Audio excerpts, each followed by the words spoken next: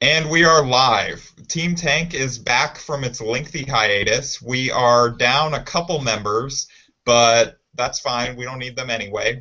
We replace them with some Clippers bloggers that watched that massacre of a game tonight. Uh, I put on a shirt to do this, so I went it through. I had surgery earlier this week on my lip, and I went through some real hardship to get to this show and recap the. But we've just been out for a while, so here to recap the game with me, we have Gary of Gary Nation, and he had to fight off some of the evil geese that are just like apparently swarming him in Boise. Gary, how's it going? It's going pretty good. Pretty good. The geese they're not too bad. They're starting to flock back now that the weather's getting warmer again, so got to get ready for that. All right. And then we have Craig Freeman, who has to fight roving gangs of, crocodiles and kangaroos every time he wants to come to his computer. So we appreciate you making it here, Craig. Good to be here. I didn't really watch much of that last quarter. I was eating lunch. You're not supposed to admit that, but I'm sad you said he was eating lunch. Yeah, it's only 3 p.m. here.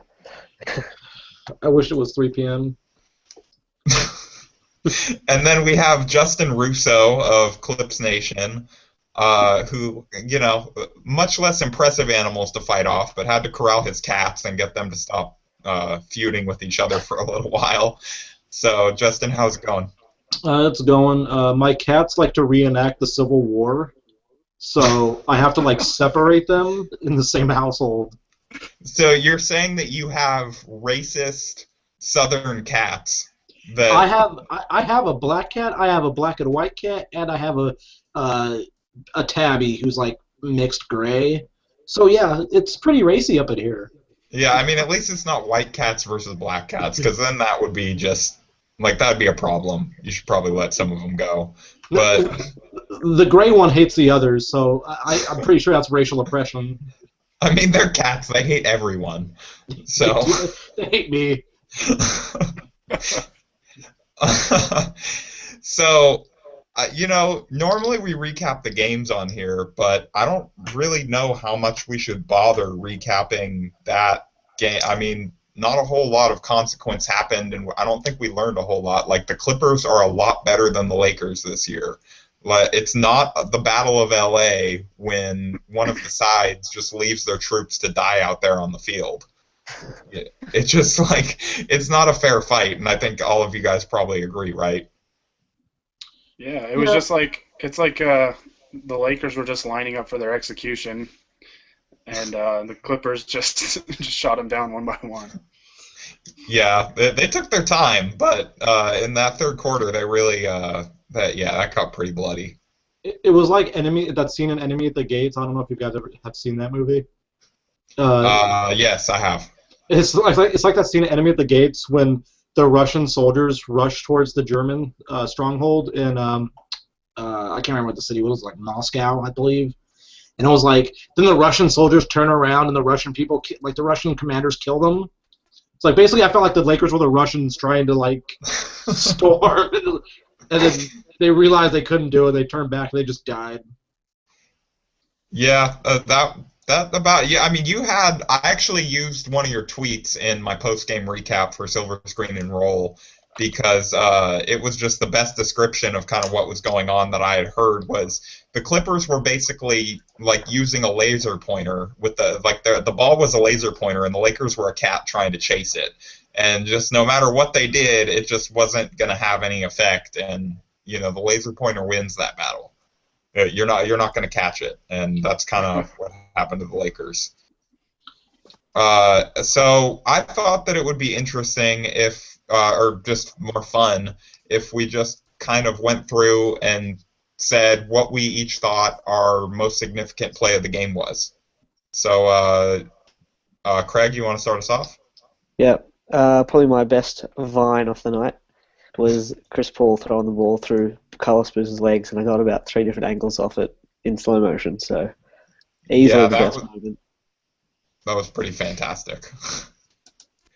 I mean, I got a Vine before the game of Jordan Clarkson was doing a pregame interview, and you just hear in the background all of a sudden just hold it, and then Clarkson's like, "All right, shout out to Boozer, yeah, hold that," and and yeah, Boozer should have asked Chris Paul to hold that because that was just messed up. Yeah. Yeah. I'm sad that like basically that's all Boozer's there to do is shout. Yeah. Although in Boozer's defense, I feel like his jumper's like more automatic now than like past seasons. I don't know, Okay this year. I don't know if stats would. I haven't looked at his stats for like jumpers alone compared to past seasons, but I feel like whenever he takes one, I just expect it to go in. I think like Gary, you'd probably agree with me on this. Like he's been honestly disappointing in how not tanktastic he's been. Yeah, well, when we signed him, that's what I thought really the reasoning was that he was just going to help us be worse. But yeah, I mean, offensively, he's been pretty good, which is why I think it's been good lately that he's been really just not playing at all until tonight. But defensively, he is what he is. He sucks defensively, but yeah, offensively, he's been one of our better players all year.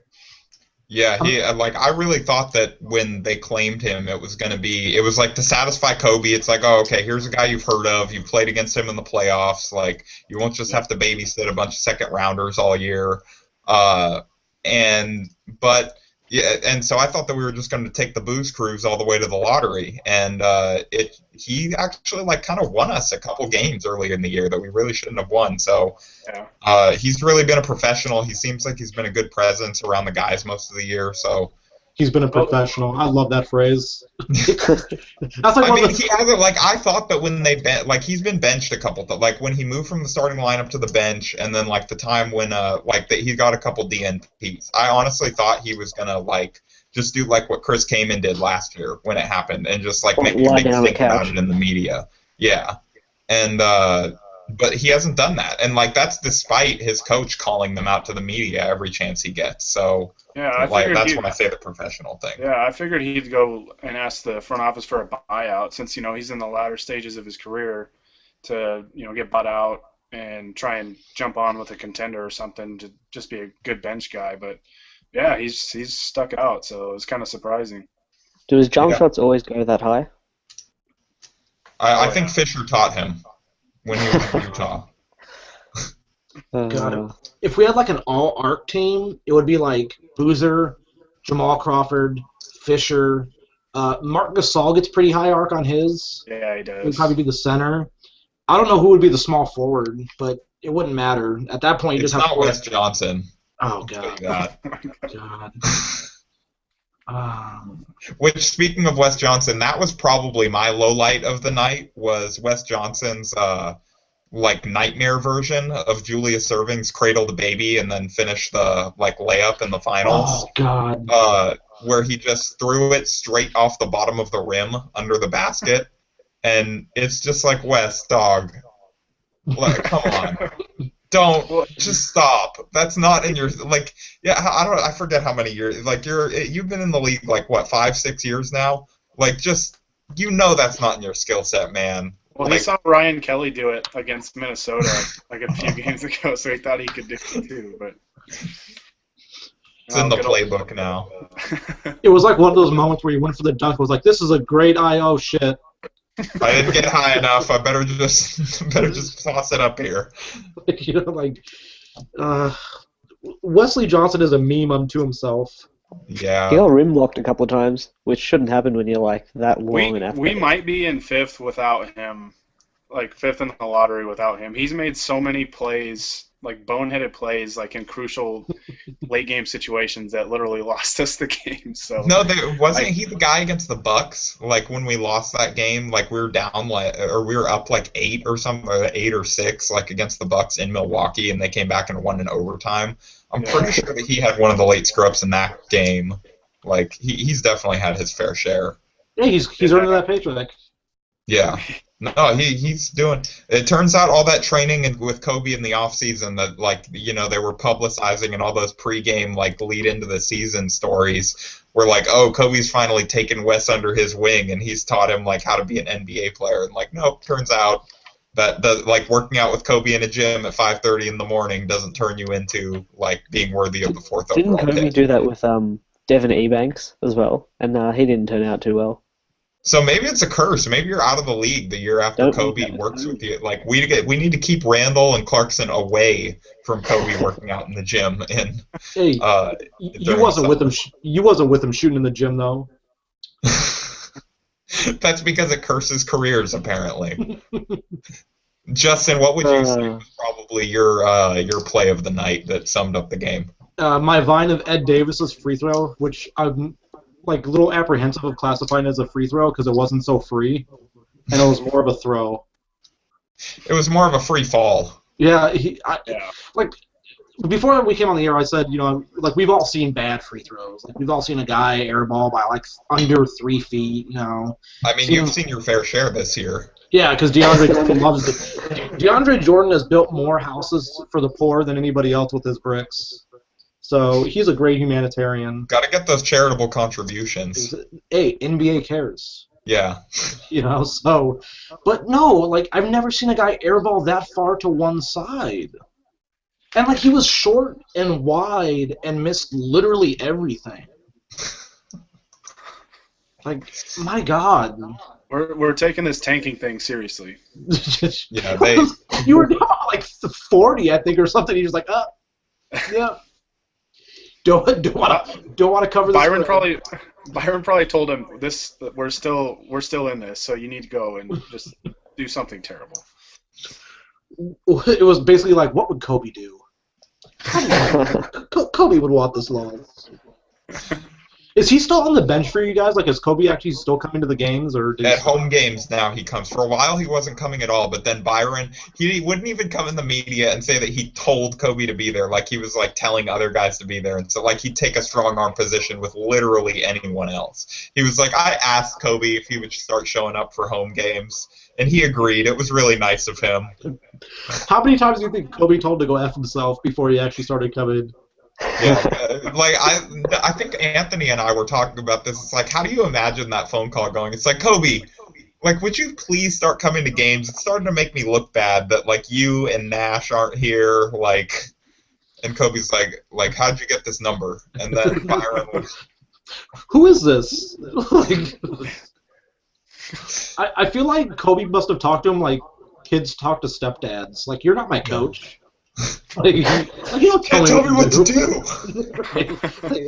I don't care if you're here. That doesn't mean I have to do what you say. Yeah. So yeah, him and his Breaking Bad goatee show up to the home games now. So Breaking Bad goatee. He's busted out the full Walter White. Oh my God. Maybe that's what Kobe's been doing in his spare time. Yeah, let's start that rumor on this podcast. Where you heard it here first. Kobe is cooking meth. Yeah, he doesn't get the thrill of competitiveness First anymore. reported by @Craig Freeman NBA. I just beat Wodge to a story. He's not about he's about empire building. Okay, guys. Craig's the new TMZ. He just breaks. Kobe would remind me more of like Gus Fring, though. Really, he's not a Walter White. He's like Gus. Gus from Breaking Bad. Yeah. More cold like that. Yeah. I'm sad I've never watched an episode of Breaking Bad. Oh. Wow. What? I learned that there's an eject option for the hosts, and I may have to eject you for that. You need to go watch Breaking Bad. Like, it would be for Like your right now. I have so many shows saved up on the DVR, and I know Breaking Bad's on Netflix, so I can just go watch it whenever I want. So you might want to wait till the off season though, because like you'll just sit there and watch episode after episode after episode. Yeah. I gotta wait for baseball season, just so like literally there's only one sport. Yeah, that's what I'm doing. I'm waiting for Game of Thrones for that. But then I think, Gary, you're the last one. Who's getting back on target a little bit? What was your low light of the night?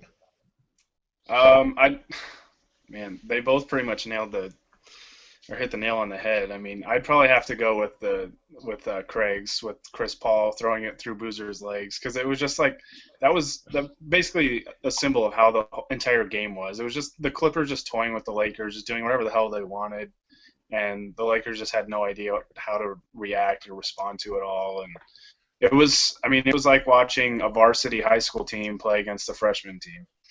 Yeah, that's a pretty good way to sum it up. Chris Paul seems to be like pretty fixated lately with putting his like hands through like and near other guys, legs lately. First he gave Chris Kaman the little cup check, and then now Boozer. So he's John Livingston caught on too with Dirk yesterday. Yeah, that was bad. Hey, let's not get crazy. They're just checking on the kids to make sure they're okay. It's like a daycare. You got to check in every once in a while. Chris he just wants to make sure Boozer's healthy. Yeah, he's looking out for those guys. He's geriatric. You got to make sure. Yeah. Okay. So now we've talked about Chris Paul and testicle fixation. So let's move this along a little bit. Do we really want to move along, though? Yeah, I think we want to move along to something else. Let's hit somewhere else. So, it was pretty clear watching that game that both of those two teams' benches are. It's a sad state of affairs for both of them. And like the Lakers, at least they're in the lottery, but the Clippers, it's a little depressing that like to think about how good they could be if they had like a couple decent bench players. But so we kind of we were talking before the show about about like would a team of like let's pick the starting five for a theoretical series between the best five players on the Lakers and Clippers benches and coaches going against the 76ers in a 7-game series. So who do you think our starting point guard is from those two teams? I'll go with Jamal Crawford. I know it's unconventional, but I feel like we got to give Jamal the ball as the point because we can't have anybody else have it as the point guards on those. Like Jamal can play point guard if he wants to pass. He can pass. He's a great passer when he decides it's something he wants to do. Yeah. It's just not often, but yeah. Yeah, looking at the roster. Plus, it allowed me to fudge. If you take Crawford as the point guard, you can fudge on the lineup a little bit. Yeah. Crawford, and then you got to have probably Wayne Ellington if he's healthy. Or Nick Young. I was gonna say. Out, so let's pick someone else. Let's right. go. I'd go Jabari Brown. You need some shooting. That's what I was gonna say actually. Was Jabari Brown. If we're going Crawford at point guard, I think then Jabari Brown is probably the shooting guard, right? Like, unless you guys want to throw Austin Rivers in there, I don't know. No. Jabari Brown was eating his lunch tonight, at least. The only time someone has said you can throw Austin Rivers in there is the trash can. No, or a deal with the Clippers at the trade deadline. Like, I can't hate on Austin Rivers. He's trying. At least he's tried harder than Farmar. I didn't watch enough of Farmar to have an opinion on that, but yeah, he gives effort out there, so I guess you could give him that. He's scrappy. Yeah. That's my worst word. He's a gym rat. Who's the three? I feel like you got to put Hito Turkle out there just for the hilarity of it. And he's actually the Clippers' best bench player. Oh God, that's so sad. Yeah, it's not 2009 and Hito Turkoglu's your best bench player. He had 12 points today on 8 shots. It was against the Lakers, though, so you got to put an asterisk next to any stats compiled. And 0 half-court passes. I don't think he's made a half-court pass in about 2 years. Like, his only passes are when he rebounds the ball in outlets. Okay, so we got let me write these down. We got Jamal Crawford. And to give Hito credit, I know it's Rudy Gay, but he did outplay Rudy Gay that one day game he started. That one game. He started 2 games. Oh yeah, did he start 2? Yeah, he started 2 in a row. Did he start that Washington game? Because there was that game where Barnes was out, Jamal Crawford was out, and Jordan Hamilton was out, and I'm like, shit, they're choosing between Dante Jones and Hito Turkoglu to start. Oh god. Oh god, that's right. Oh, Dante Jones is just the worst. Hey, don't hit on his towel waving, bro. He was. I will I don't hate know on why his they signed him. repeated targeting of Kobe for injuries. Okay, me and Dante Jones had issues. I went to that Lakers Jazz preseason game this year, and when I saw him there, I was like, nope, don't even play Kobe. Don't put him in. Like, not if I don't want him in the vicinity of Dante Jones. Does that mean he's the real Kobe stopper and Ruben Patterson isn't? I mean, he's the real Kobe stopper if you mean like stopping Kobe by clotheslining him or sticking his leg under him on a jumper. Yeah, Hey, I mean, isn't just the get real him Kobe off the stopper court Byron altogether. It's the best way to stop him is you get him out of there. You get him suspension, injury, whatever. You don't have to stop what's not in there. So Yeah. you know. I guess facts don't lie. Hashtag All right, so facts. who is our all depression team power forward?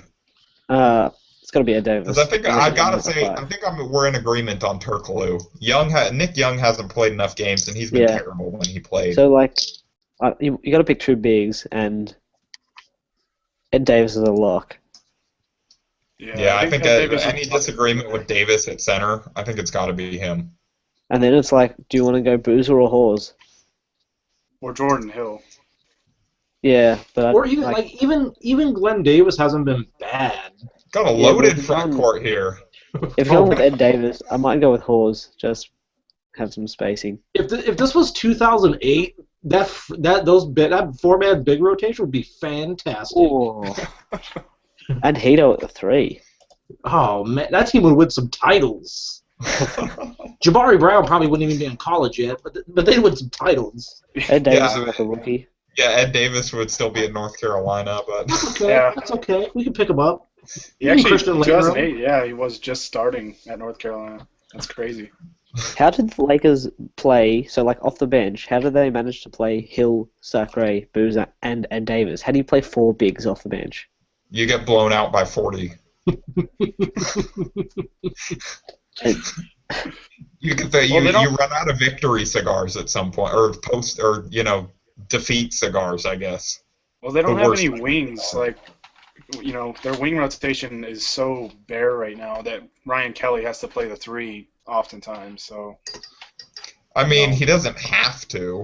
I mean, But- because I was going to say he played yeah, like 35 and a half minutes tonight, Ryan Kelly. So yeah, I mean, got to play mean- some 3 minutes. It was a solid Byron 10 better minutes. just Wes throws him. Johnson. So It was I a think solid Byron 10 just minutes threw- of Hito versus Ryan Kelly, and it was like my favorite matchup of the night. It was that, and then Dwight Bikes and Lester Hudson. Like if you didn't The tell 10-day contract battle. like if you didn't tell anybody that was a regular season game in the fourth quarter, you would have sworn it was summer league. wasn't there Udo and Sacre too? Yes. Yeah. And Man, Dante it's a Jones got fantastic- 6 minutes. Like, we were in the summer league tonight, guys. Yeah, we fast forwarded to July, just like we've been. Me and Gary at least have been asking to do the whole season. Is get the Yeah. 2K sim button in here. Just fast forward to summer league. Jeez. Yeah. Although if I had to tank in 2K, I would not leave it up to the sim. I would go in there and I would tank that thing myself. No, The I sim- just trade everyone. The sim in 2K is so terrible. You could have the most It's so stacked easy team to ever tank in and still 2K finish at though. like 500. Yeah. It's so easy to tank in 2K though. Like you can just trade everything for draft picks. Like you could trade Steve Nash for a first round pick. Pretty much, I- yeah. I did that Yeah, with man. Philadelphia. I did a Philadelphia one, and I downloaded the 2015 draft class. I had literally traded everybody for a pick. I didn't care. I did that with the Lakers and had like 5 picks in the lottery. I think It's Billy way too King easy to wrote rebuild. he wrote the GM simulator. I had like It's 4 like, of the oh, top there's a five. player you've heard of available, first round pick. I had like 4 of the top 5 picks. I just basically got like 80% of a starting lineup. I'm I pretty mean, sure it's I gonna be so messed up. Like speaking of Billy King, it's gonna be so messed up if the Hawks get the #1 pick because of. But how good great it would be, that be? No, the We league's talked over. about That's this not on the great. podcast, didn't we, Justin? What happened?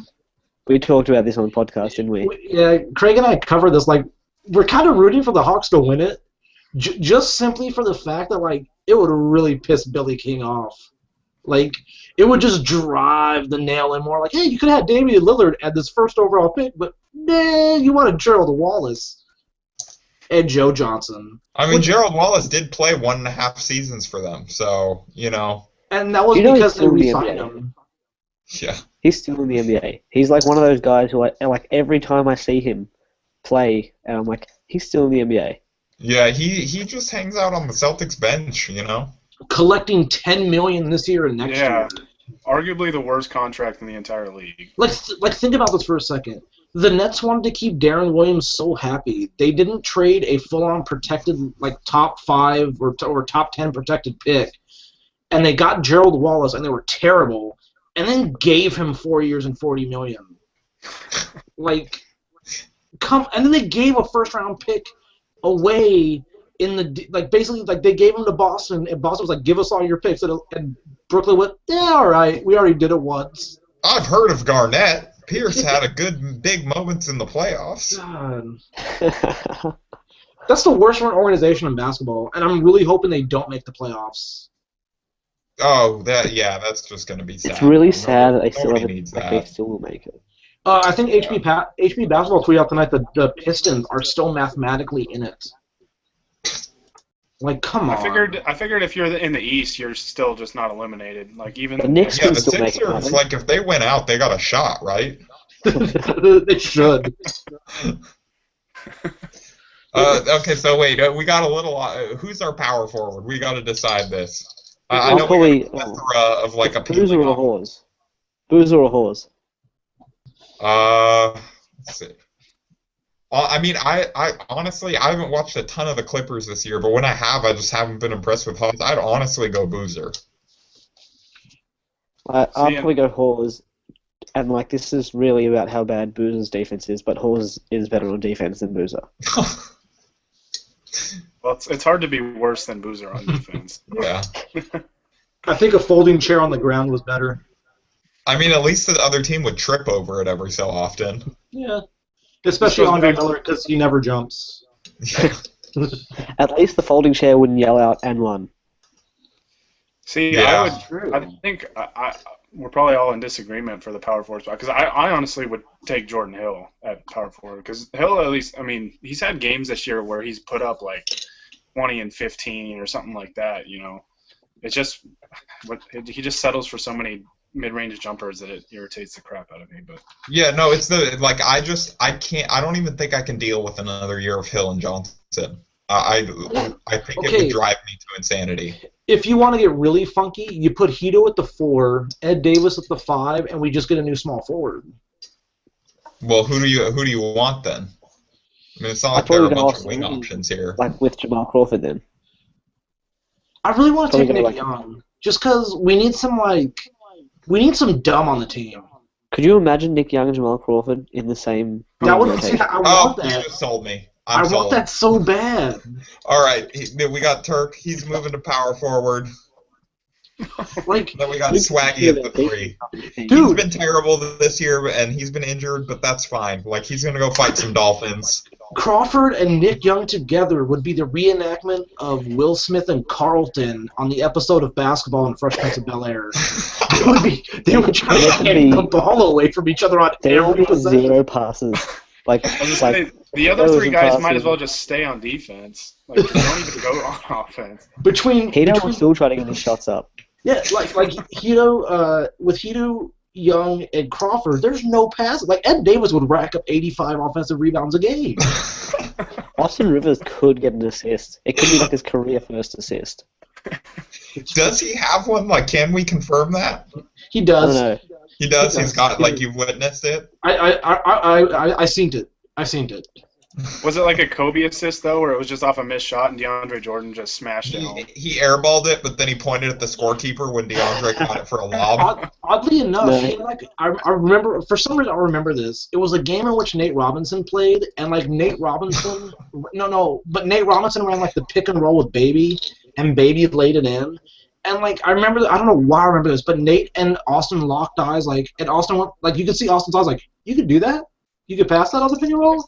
And then, like, 3 possessions later, he did the same thing to Baby that Nate did, and Baby laid it in. I was like, holy crap! All right. You know what? You caught a unique moment. Someday in Austin Rivers' biography, his autobiography is going to be like, I passed it to Big Baby, and that was the day I realized what a pass was. It'll be like in his life. And then I went on to win 7 championships. It'll be like a 30 for 30, but it'll be like it'll be titled like Rivers Run Dry, and the tagline will be like, "What if I told you Austin Rivers one time actually did pass?" Oh, we need that 30 for 30 just for the interviews with Jeremiah Rivers. I just need that. I need him to write a book just about all the people that have screwed over Austin and his dad. There's something wrong with that kid. He is the Jaden Smith of basketball Twitter.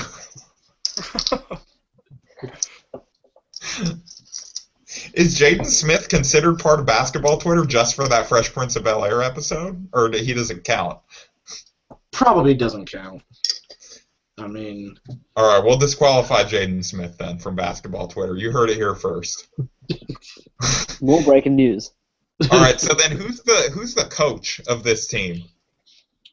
Well, we talked about before, Air, and we said it has to be an assistant, right? Yeah, it's got to be an assistant. And are we choosing an actual good coach, or are we choosing like the funniest choice here? I mean, it's whatever you want to go with. Like convince us. Whatever your reasoning is, convince us. Well, if you're going with a good coach, then I'm pretty sure it has to be Lawrence Frank, because he's like the only option who is an idiot.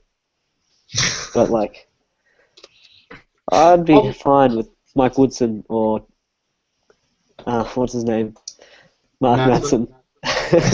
Like, I'm sad that like Lawrence Frank was feeding Jason Kidd information, and Jason Kidd hated him so much in Brooklyn, he kind of got him fired.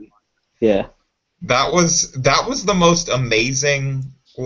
Jason, like, somebody needs to do like a biography of all this behind the scenes stuff with Jason Kidd too. We need a 30 for 30 or something on it, because like the Lawrence Frank fired like 6 games into the season after making him the highest paid assistant coach in NBA history. We got that fake Lawrence Frank Twitter account out of it that posted those great daily scouting reports. I don't know if you guys followed that last year. I remember that. Yeah, that was fantastic. That was one of my favorite parts of basketball Twitter last year. What would the Jason Kidd 30 for 30 even be titled? Because like the what if would be like, what if I told you that sometimes a kid can even be a grouchy old man? So like, what would the tagline be? Like 30 for 30. Kid breaks his toys or something like that. 30 for 30. Knock me over. Oh yeah, hit me. I was gonna say we need Anthony for this. Like. Yeah, we like need Anthony's specialized superpowers. Field. Anthony, we're thinking about you without your internet, living in whatever cave you are in now, or I don't know what your setup is, but he's in the cave that the Arrow was in on the island of Leon Yu. We can't get started on Arrow again. We're going to lose all our viewers. Is he finally in a retirement village? Huh? What happened? Has Anthony finally made his way to like a retirement village? I think so. Like I know Verizon messed him up, so Verizon, like you lost us our host. And we gotta thank you for that, honestly. It's I don't know how many more puns I could have handled. It was a necessary change. It's like Ewing theory. We're flying now. Now that and he was converting everybody on the team. Like I feel lighter now that these puns are leaving my body. I don't have the urge to like just throw out puns all the time anymore. It's like The Exorcist for puns. Like it's like the demons have. Thank you, Verizon. If I had to pick a coach though out of those guys, like Lawrence Frank is, that probably makes sense if we're trying to win. Although he does seem to lose every team he coaches, so you got to kind of factor that in. He seems like a smart guy, but I don't know if sometimes these reporters just leak that he's a smart guy because maybe he's the one giving them scoops, because it seems like the media is way more in on him as a smart coach than his players ever are. That's a valid thing. But Because I mean, if we're going for pure entertainment value, it's got to be Mad Dog or Woodson. Yeah. I feel like Woodson's faces, like faces that he would make when they're getting like blown out. You mean there are multiple? Oh, there's the like you said that one brother was just like, I don't know what's going on. Like, He what had happened? the greatest like suit commercial for when he was the head coach in New York. Oh God. The least charisma of any pitchman ever. I don't know if you guys ever saw that one. I heard about it. I didn't see it. We like to think of ourselves as fancy dressers. Like I can't even envision that. yeah, no, you should look it up. It's bad. How come like the bad coaches have like get ads? Like, cause I swear Monty Williams does like clothing lines for like Men's Warehouse. He's not a bad dresser though. He does dress pretty well though. That's like his strongest aspect as a coach. You know how Yeah, sad that but, is? Like, the first thing you think of Monty Williams is, man, that guy's got a good suit game. Yeah, no, his suit game's on point. Like I'm jealous a little bit. Dwayne Casey has a decent suit game.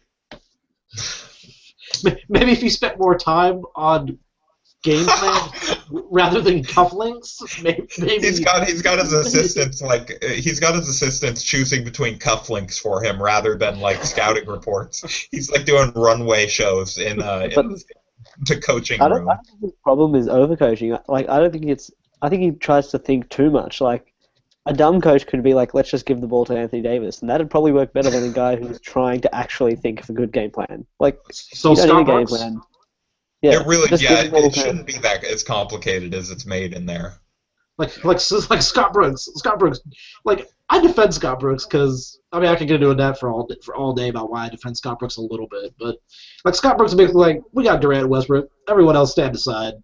Yeah, people were I mean, that's the complete opposite end of the spectrum. Is he's just like he does literally do that. It's like give them the ball and get out of the way. Which I don't have a problem with. Yeah, I mean, it's like it could be worse. He could be like trying to be too cute with it. Yeah, like Deion Waiters, you're our playmaker. Go out there. Like, what? If you like run a Westbrook Ibaka pick and roll and put Durant on this weak side, how the hell do you defend that? Like it's pretty simple offense, but you can't really stop it still. It's true. That's why I said today I want to see D'Antoni coach that team. That would be so. That would be Oh amazing. no, that would be so fun. But I want D'Antoni to go to the Wizards. That would I want also. D'Antoni to coach that Wizards. Randy team. Whitman needs to leave. I just want D'Antoni to coach somebody. Randy Whitman is Vinny Del Negro with gray hair and glasses. Like I feel like Vinny Del Negro, like the days when Vinny Del Negro isn't on NBA TV, he sneaks down to DC to like coach. To implement his offense. He's got like the Mr. Potato Head glasses, like where no one can notice who it is, and that's just him. You notice his hair is too fantastic. Like Vinny Del Negro. Vinny Del Negro is the male version of Where in the World is Carmen Sandiego. Like you never know where he just pops up in random coaching circles like, hey, like, you know, and we're all gumshoes trying to find him. I'm sad I said the word gumshoe in 2015. I don't even. This has went so far off the rails. I'm sorry. Gary, who you got for who's your coach? Who's your pick? Oh, easily Mark Madsen, just for sheer hilarity. That would just be so much fun to watch. I mean, getting our first assistant coach like dancing during a win, or our first head coach dancing during a win would be pretty awesome. Well, it's like you could scrap the whole taco idea, like the 2 free tacos at Jack in the Box or whatever. It's like, well, if they win, we'll just send Madsen to center court and he'll just start dancing to whatever song we play. No, it's Madsen and Nick Young go to center court and have a dance off. or they go to center court. Or they go to center court. Yes, they all like Ballmer, Madsen, and Young all go to center court, and they get one of those T-shirt guns. They get one of those T-shirt guns and shoot tacos into the crowd.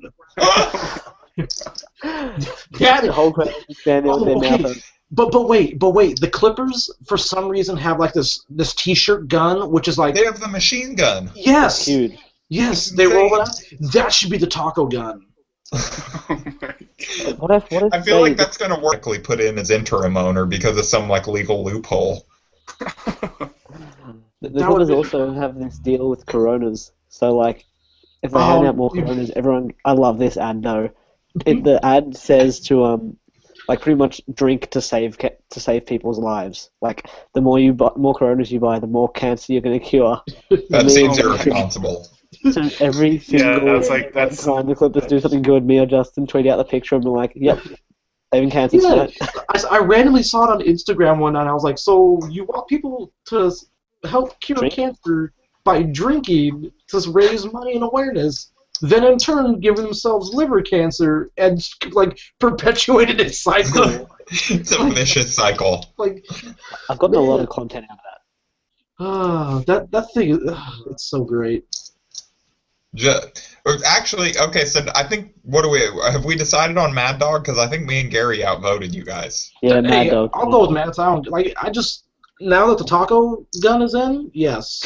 Okay, the taco gun is in. Does that, we'll get to if that, yeah. Do we So have to choose does that team broadcasters? win a 7-game series against the Sixers? If we choose broadcasters, it's easily just Ralph and Stu. Yeah. Yeah, if we want a good broadcast, if we want the war crimes broadcast, then it's God, really Mac imagine and Harrison, you and I Michael Smith. talked about it that one night. We talked about it yesterday. Yeah, Yeah. that would be the worst broadcast in NBA history. I feel Easy. like I would have to just go to the games just so I wouldn't have to hear them. They would sell so many season tickets because people wouldn't be able to turn on their TVs because they keep catching fire. When I watch the Spurs on League Pass, I automatically put it on mute and Oh my, they're so bad. I caught and them on just listen to music. So like, I think I'd be doing the exact same thing. It's Like, awful. few There's of so the many teams teams I do that are that. like that, though. The Rockets. There's so many teams. The Yeah, Rockets. most local broadcasts Boston. are honestly awful. Yeah. Pelicans are good. I So like many them. so many national ones are terrible as well. There's like Yeah. I think like Joel Myers, the Pelicans broadcast is like the best broadcast in the world of any like basketball. Oh, anything I- basketball related. I like the Pelicans, I miss Joel Myers so much. and I actually like Milwaukee. I haven't listened to them enough. I listened to them when I had League Pass 2, because I didn't have it last year, but when I had League Pass 2 years ago, I pretty much just watched Milwaukee games just for Larry Sanders. And no, seriously, like, because I tracked every single block to see how many he kept inbounds and, like, retained possession. And he actually retweeted me because I wrote an article on him. And I actually hope he's doing well, because that's what he's going, Yeah. But, like, their announcers are, like, the most unbiased people. Well, Like- they must have changed from like 4 or 5 years ago. Because I remember, I think it was the 2009-2010 season when the Lakers were playing at Milwaukee, and Kobe hit a game winner. But before that, there was like a block charge call where Kobe like drove it, and they called a block, and he made the shot. And it was the color commentator. I don't know if it's still the same guy, but he was like screaming, like just infuriated with the call. And I was just honestly kind of laughing about it. I think that but- same game, when Kobe hit the game winner, the color commentator actually yelled out "miss it." Yeah, on the buzzer. that's yeah. He yelled yeah. out "miss it," which is like, it's pretty bad. That's pretty bad. Yeah. Yeah, that's terrible. I don't know. I can't hate the Utah announcers. Like, I feel like they're okay. No, Matt Harpering is. Okay, Matt Harpring's terrible, but When Harpering's not there, they're not bad. yeah, But I I actually think he's worse than Spurs. I like the Phoenix broadcast. When they get what's her name? Like, I think her name's like Marianne Drysdale. Is that her name? yeah, It's I think like so. Ann Myers Drysdale. Ann Myers. Thank you. I don't know why I said Marianne. Yeah. Ann Myers Drysdale. Like, I like their broadcasts. That, like, those games, like, they're great. I don't know. There's Anthony and I were talking about the last podcast I was on with him. We were talking about like how announcing is so different now compared to what it was years ago. Like, Yeah, it's very hard to find like a good there just are not a lot of good broadcasters. like there should be entertainment and also information. Yeah, you it shouldn't- shouldn't just be like team salesmanship, which is what I feel like basically like both of our teams' local broadcasts kind of are. Right, and it's especially as the Clippers have gotten better. Like the better the Clippers got, the less credit went kind of the other way. I've actually Yeah, noticed that lately. Yeah, I mean, both Lawler and Smith. I used to watch like a fair amount of Clippers games, like right when they first got Chris Paul, because because like I like pain, and uh, yeah, it's just like Michael Smith. Like we were talking about this yesterday, but every anecdote is either a story about Larry Bird or he's saying like, "Look at what Chris did. Look, did you see that?" And it's like this minor, like little, like meaningless thing, like 90% of the time. It's like, look at Chris. He's doing everything and da da da da. Like, Even yesterday against Denver, I actually got like really annoyed when like the starting lineups were announced and Ralph Lawler, like, because they noticed that like Lawson and Gallinari were out. I was like, oh, I guess they're just, and then, like Ralph Lawler actually said, oh, I guess they're just resting for the lottery, and I'm just like, dude, you don't say that. Not when our team's been terrible like 6 years ago. yeah, exactly. Like Ralph Lawler would know. Yeah, it's like I just think Ralph's in I don't give a crap mode now. Like whatever. Like this is my last year, last 2 years. No one gives a crap. Who's gonna say something? Yeah. He kind of he can do whatever he wants. They won't fire him. Yeah. I mean, he called what's his name Hamed Haddadi Borat on air and like got like a 2-game suspension and that's He it. said So he actually broadcasted half a game without anyone being able to understand him this year. yeah, I heard about that. It sounded like I uploaded it to YouTube. Like, yeah, we actually thought it was something serious, and then, like, I don't know, he was apparently just fatigued. Yeah, they said he was fatigued, but I don't know. Who knows what was going That on sounded with that? like, I thought he had a stroke, like. Yeah, I uploaded like the 2 minutes of it to like YouTube straight from like the it's great quality. But like you can really hear him like he's like slurring Yeah. and like just like out of it and you're like, what the hell? Like you dying? Like it was actually like nerve wracking. Yeah, so okay, so what do we got for the broadcasting team? We have we're gonna go. Well, let's go good broadcast. So we'll go. No, we can't. You want to go awful? Not for this team. Okay, fine. Because Michael Smith and Billy Mack it is. Because if you have Mark Madsen coaching and we got Swaggy and Jamal fighting for that damn ball at center court on every possession and we got that taco gun, we gotta let it burn.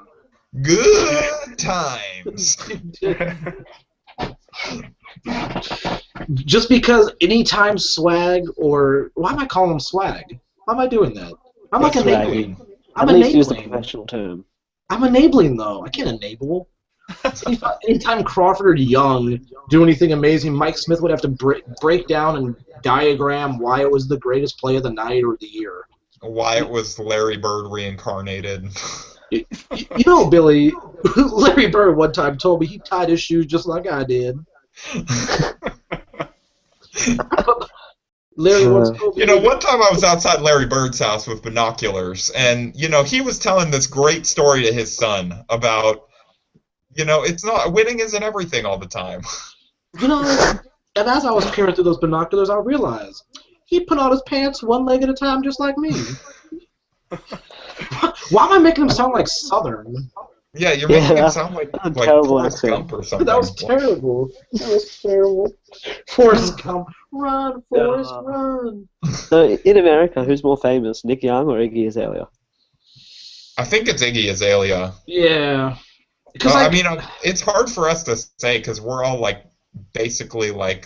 We'll figure it out though. Like we're basketball obsessive, but I'm pretty sure it's Iggy Azalea. It's Iggy because like more people would know her just because I don't think as many people would follow NBA stuff as people that follow music. Yeah. No, I think it's Iggy. So, is she like how popular is she over there, Craig? Like, I reckon she's. She made it in America before she made it in Australia. Like, she only became famous here after she became famous in America. Awful. She couldn't, like, make it here. Craig, on behalf of the United States of America, I want to apologize to you and to all of Australia for what we have done to that country. At least I wish an alligator would have ripped her leg off. You can adopt Nick Young at least. I'm sorry. If Nick Young comes to Australia, I am going to like a meet and greet. Why? It's Nick Young. But why? It's Nick Young. Like, why would you go to a meet and greet with Nick Young? That's like me saying I'm gonna go meet Austin Rivers somewhere at a meet and greet at a Walmart. By the way, Okay, so now I I think kind of want to meet Austin Rivers at a Walmart. Just on that note, just so I can say that I met him and he was in his element as a greeter. oh my God, it's the role he was born to play. I'm sorry. Okay, so I think we got this team set up. Would it beat the 76ers? Would this team beat the 76ers, first of all? No, forget the 76ers. Would they beat the Knicks team that they currently put out there? Okay, yeah. Would they beat the Knicks then? I'm going to go yeah. I'm going to say yeah. Like, if they had a training camp, I think they beat the Knicks. Yeah, because Jamal Crawford would have a random 50-point game in the Garden just to stick it to him. Well, and you know he'd cuss Spike Lee out. If they're just regular season games, then this team would beat both Philly and New York because those two would just find a way to lose the games. In the end. They'd be up 3 and then miss 8 straight possessions down the stretch. Yeah, they'd miss like 8 free throws in the last minute of the game, or just something absurd. Yeah, you're probably right. What do you think, Craig? I think this team wins. I think it's a close series, but I think this team wins. Yeah, no, I think this team wins. I don't know. Ed Davis Which is really sad. Like, honestly, that really says a lot about New York and Philly. I think Philly could beat them in a series simply because of Brett Brown. Yeah. If it was a 7-game series, like Brett Brown, because let's just say 7 games. I think it would be close. I think it would go 7 games. That series would go 7. The next series, oh hell no. Yeah, no, the Knicks will smash them. But the Philly game, I'd probably pick Philly in 7. Yeah, I feel like this team would kill the Knicks in 5. It'd be the gentleman's sweep. They'll just give them some random game. I'm going with the they'd have the Langston Galloway game, but I think I'm going Swag Bros against the Sixers too. I think Nick Young has a moment in the fourth quarter, Game 7. He has his Artest. Phil Jackson was talking to me in my head. I got to get my Wheaties box moment. He has his flashback to Game 1 in Memphis. Yeah. It's one of those threes that you're like no, and then he makes it, and you just celebrate. See, Nick Young needs to stay on the team just because he seems destined for something like that in the playoffs at some point. On some team, it's going to happen. You need to see Nick Young on a good team, like an actual good team. We need Nick Young and Jamal Crawford throwing up gang signs in a Game 7. That would happen. Jamal Crawford doesn't do that. Okay, fine. It would be like Nick Young and Hedo, because Hedo don't give a crap. He would throw some Turkish shit that no one would know. We're like, Hedo's eating pizza during the timeouts. God. Apparently says he can't do that anymore because he doesn't play enough to burn it off during a game. So great. Okay, so all right. So to kind of end this on one last note, I think. I got an idea. The Corona thing gave me an idea. We all watch a lot of local broadcasts. Worst local ad for you guys. Justin, you want to start us off? Oh, I gotta think. Worst local ad? Okay, are we discounting bail bond ads and lawyer ads? Because those are always terrible. Yeah, just go FS West. Worst local ad you get on there. I gotta think. Someone go. Craig, okay. Go first. Gary, you're in Boise, so I guess you watch on League Pass. But do you know, you watch the Time Warner broadcast, right? Yeah. That's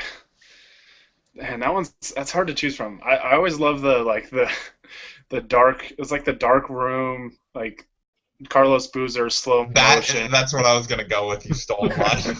That one always gets me. I love that. Any Time Warner cable ad, they are so dramatic, and the team is so terrible. They treat it like it's an Academy Award-winning movie. It would be like if they advertised Dumb and Dumber 2, but they have Christopher Nolan direct the trailer.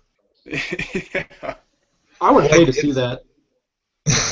Yeah, actually, I want to see that trailer now, but Time Warner Cable could direct it. But they just have like Boozer dribbling alone in a dark room, sweaty, like staring at the camera, and they're like, well, like sometimes a season is bigger than a record, or like like. Yeah. I feel like that's how nightmares start. Carlos Boozer dribbling in a dark room, sweaty. Like I feel like that's how nightmares start for some people. I thought all your nightmares start with kangaroos. I've had some waking nightmares about it this year. Jesus, I'm trying to think of what like add. They're like all dumb. Like I'm every surprised Mike Smith doesn't do one for a local like used car salesman. he'd be so good at that. Yeah. Like it would just be called like Larry Bird Motors though. And then like all they would sell is Econo cars, so we could always say "Go Green." You know what I mean? Like Yeah. it'd just be Mike Smith. That'd be his thing. I don't know. Like the Clippers, I don't even pay attention to the commercials half the time. But they do. The Chumash stuff. Yes. That and there's also one where it's like but I think it's generic for a lot of the teams. It's like this is our city or something like that, or our town or something stupid or. Those Our are house. yeah. They say it's our house. Yeah, So this I is think our we're house. agreeing on like the team promos are terrible. It's Yeah, hilarious like, when they do that at Clippers games because then the crowd's like, it's our house, and you get 5 people like, woo, and it's dead silent at all the Clippers games. Just get like that golf clap. You're like, Clipper fans Yeah. don't cheer much. I think because we've been given so many years of not shit to cheer for that we just don't know how to cheer. And I just think honestly there aren't a lot of Clippers fans at the games. I think they watch them on TV and stuff because I've Yeah. been to games and it's just it doesn't like a lot. It seems like I went to a game this year against the Blazers and it was like way more Lillard jerseys than any Clipper or anything. I feel like it's such a corporate crowd now. Yeah. And that, That's a good word for it. It's just like corporate. It's guys that like taking. It's like rich guys taking their kids to see their favorite player. Yeah, that and like Yeah. vacations. Because I was at a game last year, and there were more Clipper games at this game last year. But I remember sitting next to a couple from the United Kingdom, and but they were great. They were into the game and everything. But then like you see people that like you'd think would be into the game, but aren't. They're just there on their phones. They don't care. Like. There's a lot of season ticket holders who, like, because they've been with the team since they've been crap, they think that they really don't have to do shit now because the team's good. Yeah. Yeah. Oh my god, one of my pet peeves in NBA games on broadcast, not even just Clippers, but just NBA games in general, is people who sit courtside and are on their damn phone. Oh, I root for them to get hit with a Yes. Jarvis Lin turnover all the time. Yes. no, I want. It's like I was like that lady at the Hornets game earlier this year. Oh, she Yeah. got hers. There was one person who was looking at like they bent over to pick up their beer, and just when they bent over, Baby Davis went flying into the crowd to save a loose ball, and I'm like, I'm not sure if this person's alive because he was on top of it for about 10 seconds. There is no person on the planet though that I would wish Big Baby Davis running like tackling you. Like, Really? There's no one? Byron Scott? no, still that's like What that's about Jeremy like, Lin he's still a human being. Like I'd feel Jeremy bad. Lin stands. I mean, you're gonna end up in the hospital. Like I'm not gonna wish that on you. What if they ran into, God, who was that guy? Yeah, that really helped. Who's that guy? There's a lot of them Yeah. in the NBA. I mean, maybe Mark Jackson. Just because he narrate like the whole thing. Yes, there we go. Me? Symbol. Harrison, you wouldn't wish Davis like running into somebody like that, but I would wish Ronnie Price throwing his shoe at somebody. See, that's fine. I definitely there are some people I'd be up for that. There's some people you'd throw a shoe at. Yeah, that's true. There are some people I have thrown a shoe at in my life. That should be like the next thing. Like another night is like we come up with a list of like people, like NBA players you would wish shoes thrown at during a game. That list could go on all night. Yeah, that could get pretty. That could go to some dark places. Because we can actually get full ESPN-ish and do it like an NBA rank, like rating out of 10. Just go from like 500 to 1. And give it a grading scale of like 4.1. Like, this is this guy we don't care about. Yeah, We you're would you're spoiling draft it, but it part of my sometime. season reviews for Silver Screen and Rolls are gonna like rate players by like Ronnie Price shoe throws or like Carlos Boozer screams or something like that. Are you gonna use the shoe emoji and like cut it off for like 3.5 shoes? No, I don't. My plan was not to write the article from my phone, but this is getting too inside baseball now. But But that would be If you have a amazing. Mac, you can just do it on your Mac. I have a PC. Unlucky. All right, so yeah, I mean, I think we covered probably more than anybody ever really needed tonight. But Or should have done. yeah, I mean, Yeah. there's if any mental health professional is watching this right now, like please don't like have us committed for sitting here for an hour and discussing the best players among the Lakers and Clippers bench. Bench. If we counted players who are no longer on the rosters, Nate Robinson. I forgot him. Like that would be the greatest. Well, then we need Davis on the team too, because we need Big Baby, because then it's Shrek and Donkey. Yeah, we need Shrek and Donkey, but he could be the center. Yeah.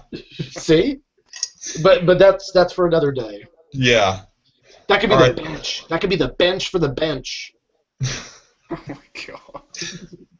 Okay, so we made a starting five of 2 tire fire benches and coaching staffs and broadcasting crews, and we discussed the worst local ads and what animals various of us have been attacked by right at the beginning. So yeah, I think we hit all the notes, right, guys? Was there anything else? I have a question. Okay. Prediction for Tuesday. What should the point spread be set at? Plus 50, plus or minus 50. No, that's too much. No, I know, not really, realistic. but okay. I'm Let's go betting realistic. What do you got, Craig? Yeah. Well, I'm a betting person. I'd probably take the Clippers at anything 15.5.